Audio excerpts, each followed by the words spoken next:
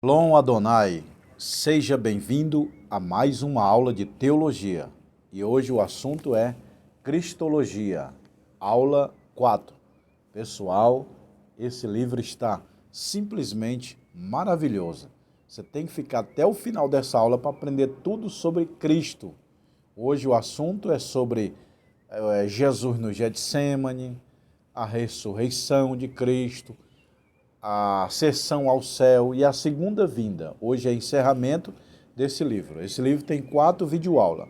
Eu já passei a aula 1, aula 2, aula 3 e hoje é a 4. Se você perdeu, vai lá e assiste, tá bom? Seja bem-vindo, eu sou o pastor Josiel Saraiva, mestre em teologia, ministro aula em São Paulo há 25 anos. Estamos ministrando aula em 16 países, 27 estados brasileiros, e são mais de 20 mil alunos formados no Brasil e no mundo, tá bom? Ontem mesmo, um abraço aí para o José Rodrigues, de Portugal. Ontem mesmo ele me ligou, conversou comigo, estou assistindo teus vídeos, quero fazer o curso, e ele comprou o curso básico, médio, bacharel, mestrado, e comprou o anel também de teologia. Então, ele vai vir para o Brasil aqui em dezembro, e vai pegar os livros dele, mas a gente envia também pelos correios para Portugal, para América, Flórida, Estados Unidos, Japão, Suíça. Eu já mandei livro para o mundo inteiro. Um abraço para o Rodrigo, tá bom? Lá de Portugal. Ó, Ramatiologia, eu falei Rodrigo, né? O nome dele é José Rodrigues, tá bom? Um abraço, José Rodrigues. 20 livros é o curso básico. E temos anel de formatura de teologia, ó. Se você quer anel de teologia, tá bom, pessoal? Vamos para a aula. Jesus no Getsêmani, aula 4. Se você tem esse livro em casa, abre na lição 4. Se você não tem, entre em contato comigo e diz: Pastor Josiel, eu quero comprar a coleção do básico. Tá aí, ó. Coleção do básico, coleção do médio e do bacharel. Básico é 20 livros e o bacharel 40 livros. E o anel para quem quiser.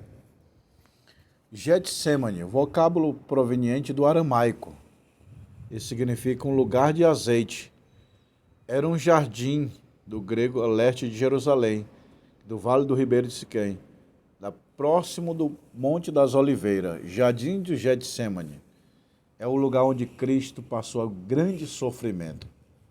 Na verdade, Cristo teve 3 grandes sofrimentos. Ponto crucial da vida de Cristo.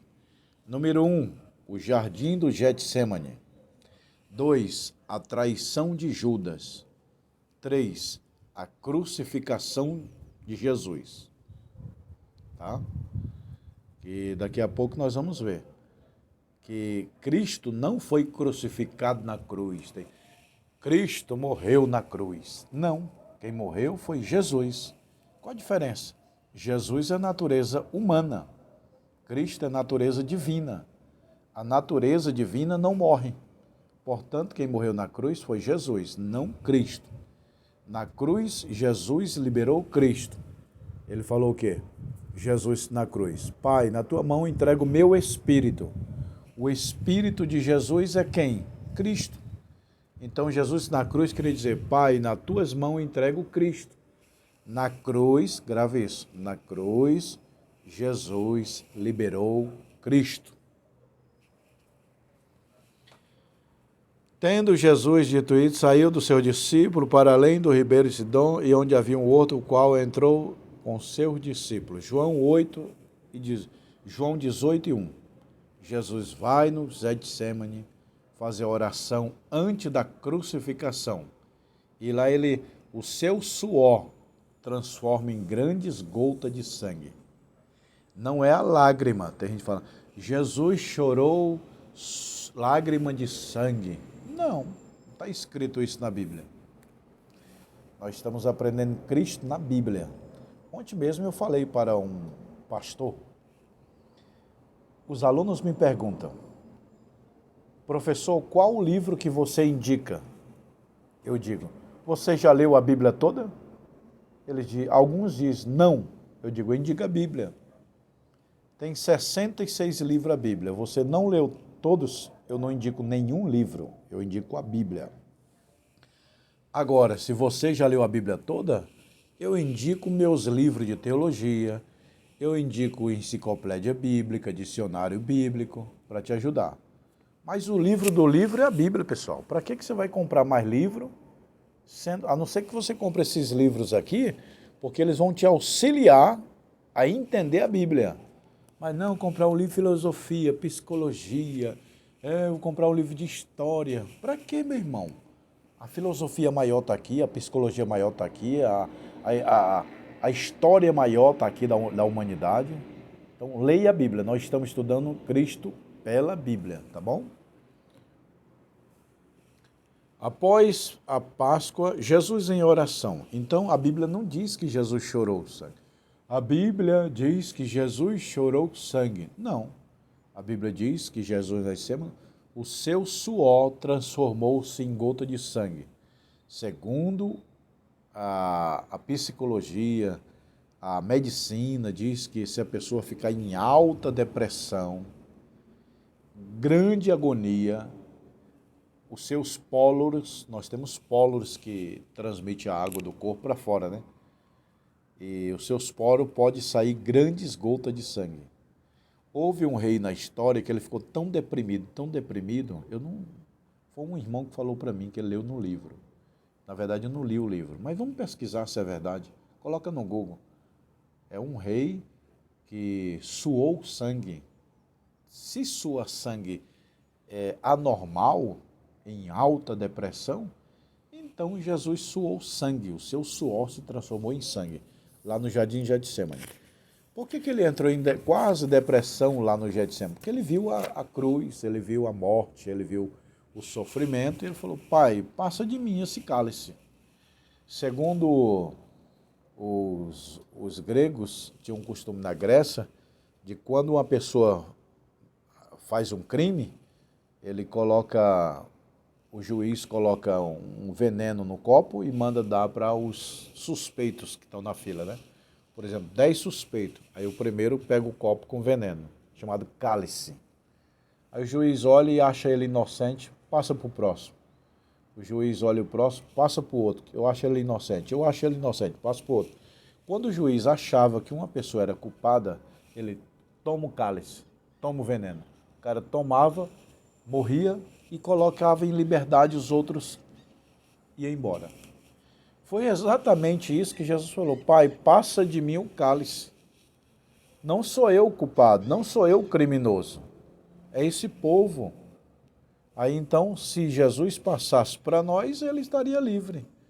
Mas ele inocente, igual o ladrão lá, que o homem que tomou o cálice, ele era inocente, mas o juiz mandava tomar, e o culpado que estava ali entre eles ia embora inocentado. Foi exatamente isso que Cristo falou. Pai, ou seja, eu sou inocente, é eles o culpado, não sou eu. Mas como tu é o juiz e está mandando eu beber, eu bebo para inocentar esse povo. Entendeu, pessoal? Aí vem Judas e beija Cristo, trai 30 moedas de prata. 30 moedas de prata, grave bem isso. José foi vendido por 20 moedas de pratas. Naquele tempo não era moeda, era ciclo. Era um carocinho de prata. Chamava ciclo. A gente fala moeda de prata que José foi vendido. Mas no tempo de José não existia moeda ainda. Era uma prata do tamanho de um caroço de feijão chamado ciclo. A moeda foi inventada 700 anos antes de Cristo. Bem depois de Moisés, bem depois de Josué. Mas está na Bíblia moeda para você entender que a moeda é uma forma de troca. Entendeu? Mas, na verdade, José não foi vendido por moeda literal. É ciclo, que é pedaço de prata do tamanho de feijão. José foi vendido por 20 ciclos de prata. E Jesus, sim, foi vendido por 30 moedas de prata por Judas. Aí tem muita gente que fala que ele se enforcou, porque a Bíblia diz em Mateus 27,5 que Judas saiu para se enforcar. Mas a Bíblia não fala que ele se enforcou. Lá em Atos, capítulo 1, fala que ele se precipitou de um abismo. Então, professor, ele se matou ou ele se precipitou? Ele se jogou no abismo, ele se matou, ele se suicidou. Aí a Bíblia diz em Atos 1, pode ler lá, que as suas entranhas, sua barriga rasgou. Ele jogou-se do penhasco e foi rasgando o corpo, rasgando a barriga, as tripas saiu. Está lá em Atos capítulo 1, pode ler. Os dois maiores jardins da Bíblia. Olha aí, tem o jardim do Getsêmani e o jardim do Éden. No jardim do Éden é o primeiro Adão, Cristo. No jardim do Éden, melhor dizendo, no primeiro jardim é Adão. O segundo jardim é Cristo. Adão trouxe o pecado no jardim do Éden. Jesus no Getsêmani trouxe o perdão do pecado. No jardim do Éden, o salário do pecado é a morte. No jardim do Getsêmani é a vida eterna. No jardim, estamos debaixo da ira. No jardim do Éden, debaixo da ira. No jardim do Getsêmani, estamos debaixo da graça. No jardim do Éden, estávamos caídos. No jardim do Getsêmani, Cristo levantou o homem. No jardim do Éden, o homem pecou. No jardim do Getsêmani, Cristo perdoou o homem. No jardim do Éden entrou a morte. No jardim do Getsêmani entrou a vida eterna. No jardim do Éden entrou o pecado. No jardim do Getsêmani, Cristo tirou o pecado do homem. No jardim do Éden entrou a condenação. No jardim do Getsêmani, Cristo nos livrou. Satanás venceu. No jardim do Éden, Satanás venceu. E no jardim do Getsêmani, Cristo venceu Satanás. Então, os dois maiores jardins, jardim do Éden e jardim do Getsêmani. Jardim do Éden, o homem foi feito e pecou. Entrou a morte, o pecado, a destruição, tudo. Jardim do Getsêmani, Cristo levanta o homem, dá a vida e o perdão. Os três pontos mais crucial da vida de Cristo, eu falei, a grande agonia no jardim do Getsêmani, a traição de Judas e a crucificação. Então, qual foi o ponto crucial da vida de Cristo? A grande agonia no Getsêmani, a traição de Judas e a crucificação. Agora anote isso. Olha aí, isso que eu estou falando está aqui, ó. Os três pontos cruciais. Agora eu vou falar um pouquinho sobre o jardim, está aqui, ó. O jardim está aqui, ó. Jardim do Éden, jardim de Getsêmani. Tá vendo? Agora eu vou falar esse outro assunto aqui, ó. 7 milagres na vida de Cristo. Ó. É muito bom você ter esse livro. Temos em PDF e livro físico, você escolhe. Cristo viveu milagrosamente. Viveu milagrosamente, nasceu milagrosamente, morreu milagrosamente, ressuscitou milagrosamente, subiu ao céu milagrosamente, voltará milagrosamente e reinará milagrosamente. Alguma dúvida aí, pessoal? A crucificação de Cristo. A cruz revela três coisas: a obediência de Jesus ao Pai, a inocência de Jesus e a vitória de Jesus. Porém, que o Filho do Homem seja entregue na mão do homem, seja crucificado. Jesus prediz a sua morte. Ele falou, eu vou morrer pelos homens na cruz, eles vão me matar, mas no terceiro dia eu vou ressuscitar. Então a cruz revela a obediência de Jesus a Deus, a inocência e a vitória. A importância da morte de Cristo. Morrer, todo mundo morre. Moisés morreu, os apóstolos morreram. A grande questão não é morrer, a grande questão é ressuscitar. Quem dentre si ressuscitou por si mesmo? Ninguém. Paulo orou e houve ressurreição. Muitos homens oraram e houve ressurreição. Mas quem ressuscitou sozinho? Ninguém. Só Jesus Cristo. 7 milagres na manifestação do Espírito Santo. 7 manifestação do Espírito Santo na vida de Cristo. Olha só. Na encarnação, Cristo encarnou. Ele não reencarnou, mas ele encarnou. Cristo, ele encarnou em Jesus. No batismo de Cristo, manifestação do Espírito Santo no batismo, na tentação, no ministério, na crucificação, na ressurreição, na ascensão. Então o Espírito Santo estava presente na vida de Cristo em todas as esferas. Na hora que nasceu, na hora que batizou, na hora que foi para o deserto ser tentado, na hora que estava fazendo milagre, na hora que morreu, na hora que ressuscitou, na hora que subiu para o céu, na hora que vai voltar para o céu, na hora que voltar do céu e também na hora de governar esse mundo.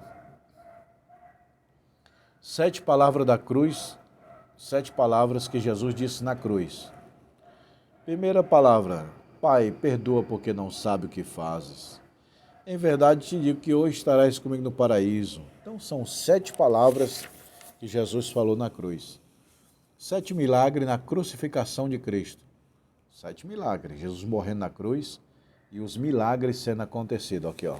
São esses milagres aqui que vocês estão vendo, ó.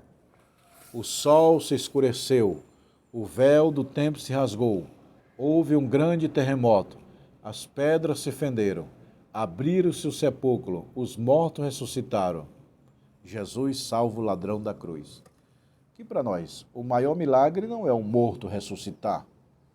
O maior milagre não é um paralítico andar, um cego enxergar. Não. Qual o maior milagre? Jesus falou. O discípulo chegou e falou: eu expulsei demônio, eu curei, ressuscitei, fiz paralítico andar. Jesus disse: ó, isso não é grande coisa. Aí o discípulo: o que é grande coisa? O que é grande milagre? Jesus: o nome escrito no livro da vida. O maior milagre que o homem pode ter é o nome escrito no livro da vida. A salvação eterna. Não adianta expulsar demônio, não adianta fazer morto ressuscitar, cego enxergar, se você não entrar no céu. Muitos me dirão: Senhor, eu curei, ressuscitei, fiz milagre. Jesus: eu não conheço. Vocês são malditos. A ressurreição de Cristo. O que nos trouxe a morte de Cristo? O perdão. E o que trouxe a ressurreição? A justificação. A cruz, com seu sangue, perdoa. A justificação é a ressurreição. Paulo falou: se Cristo não ressuscitasse, é vã a nossa fé. Então, a cruz revela perdão. A ressurreição revela justificação. O que é justificado? É que nós estávamos distintos do céu, distintos de Deus, longe da glória de Deus. Justificar é trazer para a casa do Pai, trazer para o Pai, trazer para o céu. Justificar quer dizer isso aí. E o sangue dos animais não purificava. Expiação. O que é expiação, pessoal? Expiação é assim: o pecado do homem está aqui, aí o sangue do animal, ele cobria, ó, você está vendo, não está dando para ver, ó. O sangue do animal cobria o pecado. Mas se tirasse o sangue, o pecado estava lá. É mais ou menos, eu comparo como um cocôzinho de gato, de cachorro, né? Que você joga terra, areia em cima e pronto, sumiu. Sumiu não, cobriu. Agora, outra pessoa, o cachorro caga, o gato caga, ele lava. Então, ali purificou. O que jogou a terra só cobriu. Então, o sangue dos animais nunca perdoava ninguém. Ele cobria para Deus não destruir a pessoa. Aplacava a ira de Deus. Então, a palavra expiação no Antigo Testamento para pecado é cobrir. Cobrir. Novo Testamento é purificação, não é cobrir.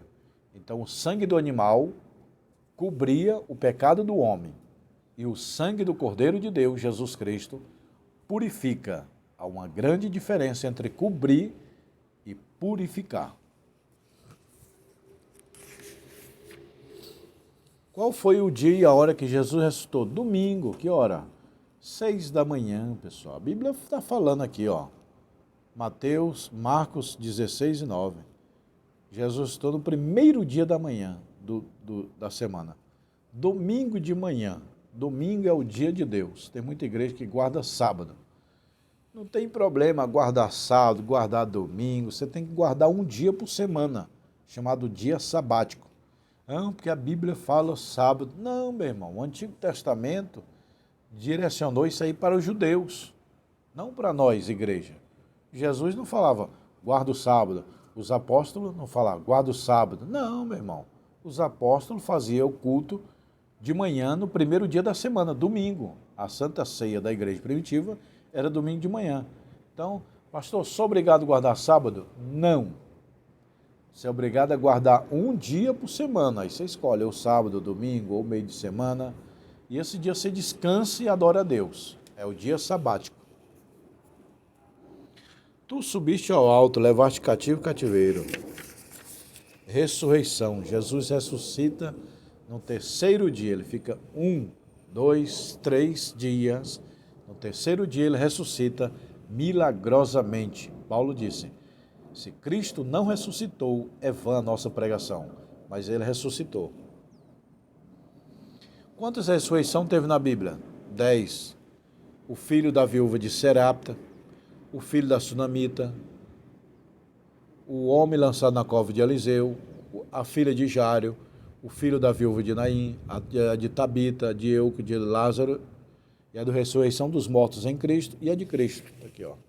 Você precisa ter esse livro aqui que está uma riqueza, não dá para mim falar tudo. Aí Jesus ressuscita e aparece para todo mundo fica admirado, aquela grande ressurreição de Cristo, ressurreição maravilhosa. Depois que Jesus fica mais 40 dias na terra, depois ele sobe ao céu e vai voltar milagrosamente. Depois ele no arrebatamento da igreja, ontem uma irmã, a irmã Dora, um abraço, ela me perguntou, pastor, o senhor é pré-tribulacionista? Eu falei, sou. O senhor crê no arrebatamento? Eu falei, creio. Eu creio no arrebatamento da igreja, meu irmão. Eu aprendi desde criança, li a Bíblia e depois de velho, já maduro, analisando meus conceitos, eu continuo crendo que o arrebatamento da igreja existe. Cristo vai voltar em duas fases, arrebatamento e a segunda vinda em glória. Tem gente que junta as duas em uma só. Não tem problema. O importante é crer em Jesus Cristo. A ascensão de Cristo, a segunda vinda de Cristo. Cristo vai voltar milagrosamente, meus irmãos. Tá bom, pessoal? Essa é a aula 4 de Cristologia. Se você quiser, com maior detalhe, maior riqueza de informação, você precisa adquirir esse livro. Pastor, como é que eu faço? Está aqui embaixo na descrição. Clica aqui embaixo na descrição. Está aqui meu WhatsApp. Você clica e... Pastor, eu quero comprar os livros. Aí eu te mando pelos correios. Com 5 dias chega aí. Se for em São Paulo, 2 dias. Se for fora de São Paulo, 5 dias, 7 dias no máximo. Chega aí. Tá bom? Quantos livros são o curso? 20 livros. 20 livros é o curso básico. Ó. 20 livros é o curso básico. 40 livros é o bacharel. E temos também anel de formatura. Ó. Vou colocar aqui no dedo para vocês verem. Tá aí, ó. Anelzinho bonitinho. Tem um anel fino e um anel grosso. Pastor, eu quero um anel fino, quero um anel grosso. Ó. E tem um mestrado também, mestrado em teologia.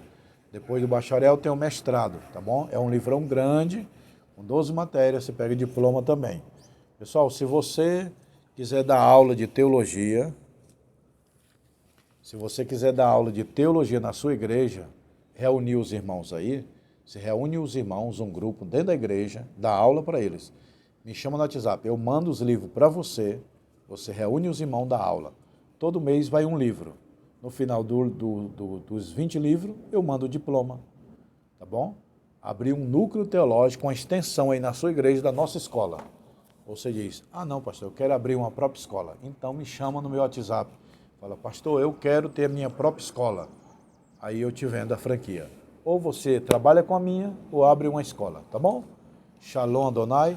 Eu estou aqui nesse grande prédio aqui, pessoal, ó. Bonito ali, ó. A escola é aqui, ó. A escola é lá em cima, naquele prédio, ó. Aqui é a entrada da escola. E aqui eu vou mostrar para vocês umas plantinhas, ó, pessoal. Bonito, ó. Tá bom? Shalom Adonai. Olha lá o sol nascendo, ó. Olha aí, pessoal, esse grande prédio. E eu vou resumir aqui mostrando esses livros, ó. Ó.